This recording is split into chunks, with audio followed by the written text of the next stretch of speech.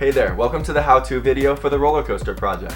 We've got a lot to cover, so check out some of your materials and a few examples before we walk you through just how we built this one right here.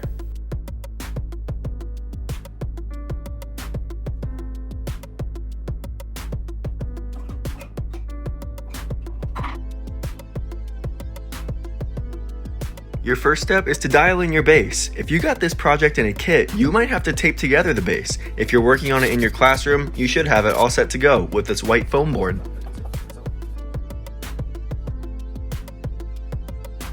It's going to be much easier to make your coaster if we can raise the base a little bit off the ground.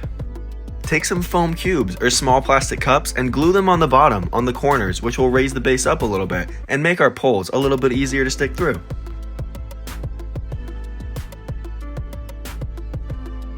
What's also neat is you don't have to make your base in the rectangular shape that we did for this example. You can make it tall or long, depending on how you want your coaster to be experienced. Step 1 is we want you to sketch out the directions and the turns that you want your coaster to take. We do recommend though that you don't get too carried away. Just a few turns should be perfect. Then we want to make our tracks. We do this by cutting a little slit into one of the straws, pinching it and sliding it into the end of another straw.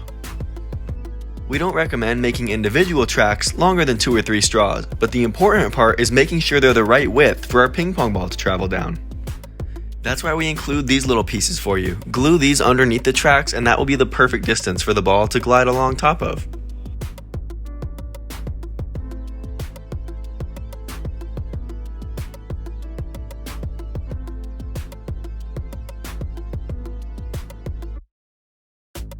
Here's a little bit better view of how we cut and pinch our straws and insert it into the other one. The final product is looking good. We mentioned the pillars earlier. Make sure you're good at this technique because that's exactly how we're going to build those as well. Use your included pencil to poke some holes into the base of your coaster. That is where we're going to stick the pillars. Another great use for those pre-cut small straws is to determine how far away to poke those holes from. If you measure using one of those small straws, it should be a perfect length for you. And once you have them in there, go ahead and reinforce them with some hot glue so we can make sure that they're not going anywhere. And when you do poke those holes, give the pencil a little twist to make sure it's big enough for those straws to fit through. Now it's time for one of the fun parts, to attach our tracks. And remember, we always need to keep it slightly sloping down so the ball doesn't get stuck. These glue dots, which are now zoomed in on, are going to be one of our best friends. Simply peel them off the sheet and attach them to the side of the pillars or the track. They will easily hold everything in place until you're officially ready to go, and you can hot glue things to make sure they're nice and sturdy.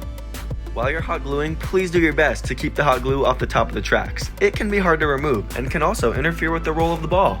Next up, you're going to run into one of the challenges of this project, making your roller coaster turn. It does follow a similar process though. The first step is you want to make some new pillars. This time, you'll only need one set though.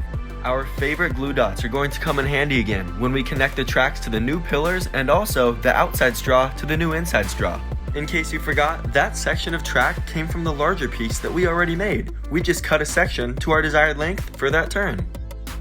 Here's one more quick view of how we can use those glue dots and the pillars to pinch things together until we're ready to officially go with hot glue. We really encourage you to test out your coaster along the way. When we did that here though, we found that our ball went straight through the turn. So how do we fix that? Well, we grabbed a different color straw and made a bumper type mechanism that not only stops the ball from going over, but also points it in the right direction back down the slope. All it took was gluing 2 straws together and then gluing them to the track. And check that out, it worked like a charm. Friends, remember, we love when you get creative, so feel free to put any of your ideas to use. These are just a lot of our tips that we found success with. As we continue to finish out our design and follow the path that we drew on our base, you'll see a lot of the same things.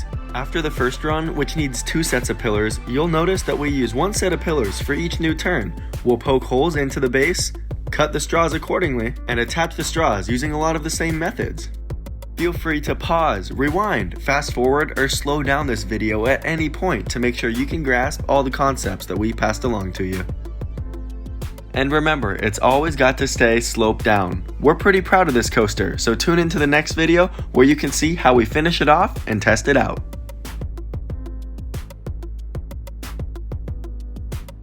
So in short, once you have your base, you're just making some long railroad tracks, constructing some towers to connect them between, and making the adjustments along the way to make sure the ball flows down the coaster smoothly. Thanks a ton, friends. We hope you're excited to get to building. And if you're working as a team, please take advantage of the extra sets of hands and make sure everyone has a job to complete a successful project.